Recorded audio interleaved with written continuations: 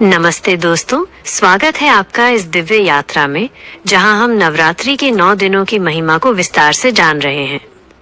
आज का दिन है नवरात्रि का 7वां दिन माइनस सप्तमी तिथि। ये दिन माँ दुर्गा के 7वें स्वरूप माँ कालरात्रि की पूजा अर्चना के लिए समर्पित है। दोस्तों, माँ कालरात्रि का रूप देखने में जितना भयानक और उग्र लगता है, उतना ही करुणामयी और कृपालु उनका हृदय है। वे अपने भक्तों के सभी भय, शत्रु, रोग और नकारात्मक शक्तियों का नाश कर जीवन में सुख, शांति और समृद्धि प्रदान करती हैं। तो आइए आज की इस कथा में हम विस्तार से जानते हैं। माँ कालरात्रि का स्वरूप, असुरों का आतंक, रक्तबीज की कहानी, माँ कालरात्रि का प्रकट होना और रक्तबीज का वध, सप्तमी की पूजा विधि, उनके मंत्र और आराधना का महत्व। माँ कालरात्रि का स्वरूप। दोस्तों, माँ कालरात्रि को सबसे उग्र रूप माना जाता है।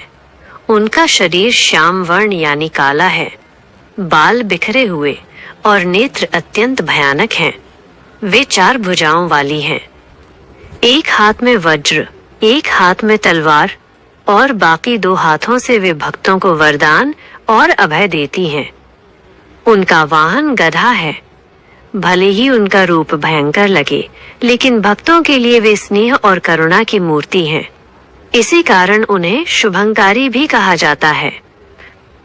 कथा की शुरुआत माइनस असुरों का आतंक। बहुत समय पहले शुंभ और निशुंभ नामक 2 असुरों ने तीनों लोकों में अत्याचार मचा दिया था। उनके साथ था रक्तबीज नामक राक्षस, जिसके पास एक अद्भुत वरदान था।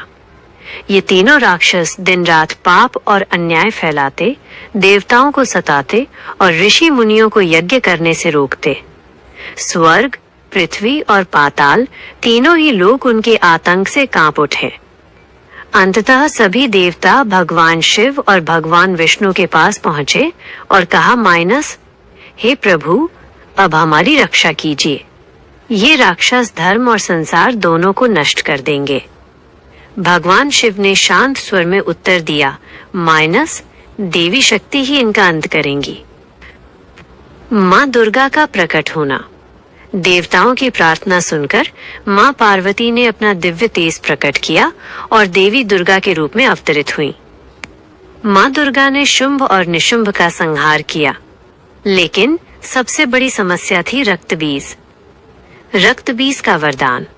दोस्तों, रक्तबीज को ये वरदान प्राप्त था कि उसके शरीर से गिरने वाली हर रक्त की बूंद से एक नया रक्तबीज जन्म ले लेता। युद्ध भूमि में जब भी माँ दुर्गा या अन्य देवियां उसे घायल करती, उसके रक्त से असंख्य रक्तबीज पैदा हो जाते। धीरे धीरे युद्ध भूमि रक्तबीजों से भर गई। देवता घबरा गए। उन्होंने सोचा, अगर ऐसा चलता रहा तो पूरा ब्रह्मांड रक्तबीजों से भर जाएगा। माँ कालरात्रि का प्रकट होना। तभी माँ दुर्गा ने अपने तेज से एक और स्वरूप प्रकट किया। वो थी माइनस माँ कालरात्रि। उनका स्वरूप अत्यंत भयानक था। मानस, शरीर काला, बाल बिखरे, मुंह से ज्वालाएं निकलती, नेत्र अग्नि की तरह लाल। युद्ध भूमि माँ कालरात्रि के आगमन से कांप उठी। रक्त बीज का संहार। माँ कालरात्रि ने संकल्प लिया, माइनस, मैं रक्त बीज का रक्त धरती पर नहीं गिरने दूंगी। युद्ध फिर आरंभ हुआ। जब भी रक्त बीज घायल होता, उसकी रक्त की बूंदें नीचे गिरने से पहले ही माँ कालरात्रि उन्हें अपनी विशाल जिह्वा, जीभ से पी लेती। इस तरह रक्त बीज का वरदान बेअसर हो गया।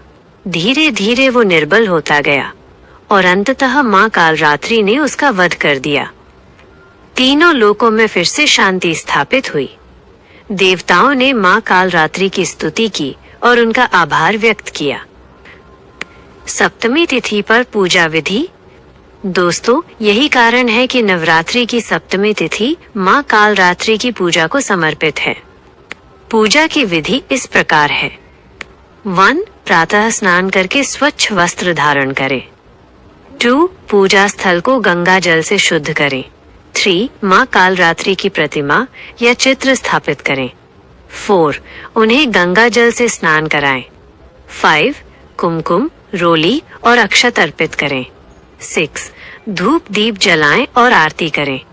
7. भोग में गुड़, चना या शहद अर्पित करना शुभ माना गया है. 8. सप्तमी के दिन नीला, काला या ग्रे रंग पहनना श्रेष्ठ माना जाता है. मंत्र और स्तुति. पूजन के दौरान ये मंत्र अवश्य जपें.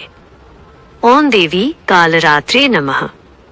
इसके साथ ये स्तुति भी गाई जाती है.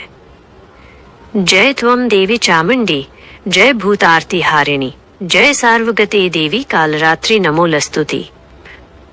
सप्तमी आराधना का फल. दोस्तों, सप्तमी तिथि पर मां कालरात्रि की आराधना से भय समाप्त हो जाता है, रोग और शत्रु दूर हो जाते हैं, साधक को विशेष शक्ति, साहस और आत्मविश्वास प्राप्त होता है, जीवन से अंधकार मिटकर शुभता और समृद्धि का संचार होता है.